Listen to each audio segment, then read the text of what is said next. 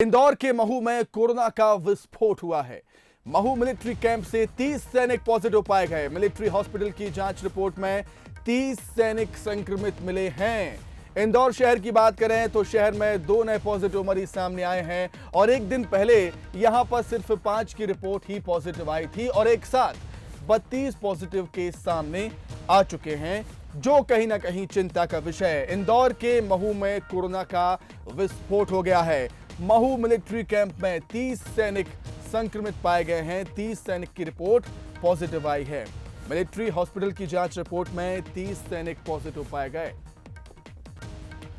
इस पर अधिक चर्चा के लिए हम सीधे बातचीत करेंगे हमारे न्यूज हेड शरद द्विवेदी जी से। शरद जी, किस तरीके से देखेंगे आप इसे? हम एक वार्निंग अलार्म के तौर पर देख सकते हैं कि सावधान हो जाइए साहब।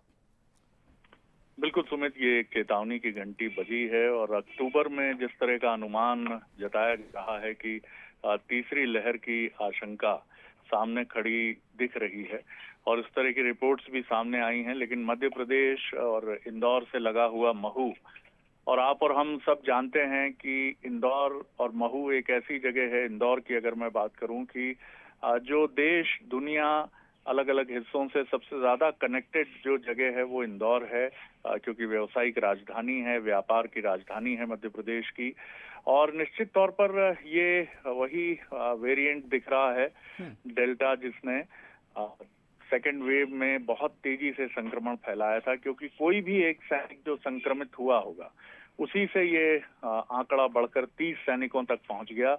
इस पर नियंत्रण ये बता रहा है कि हमें सावधान होना चाहिए। हमने सारे कोविड एप्रोप्रिएट बिहेवियर्स को, हम बहुत जल्दी, ये मनुष्य का स्वभाव है, भारत में ही नहीं पूरी दुनिया में, कि हम बहुत जल्दी ताक पर रख देते हैं तमाम सुरक्षा प्रावधानों को। और यही वजह है कि ना हमें लोगों के चेहरे पर मास्क दिख रहा है, न सैनिटाइजर साथ में है, न सैनिटेशन की बात हो रही है।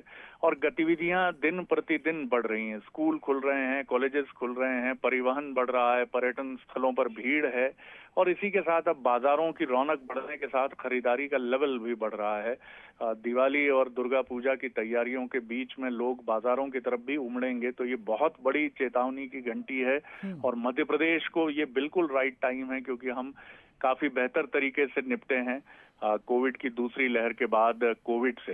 तो बहुत जरूरी है कि हम इन तमाम सुरक्षा प्रावधानों का पालन करें और संयमित होते हुए कोविड एप्रोप्रिएट बिहेवियर को पालन करें। ये हम सब की जिम्मेदारी है, इसके लिए हमें सरकार की तरफ नहीं देखना।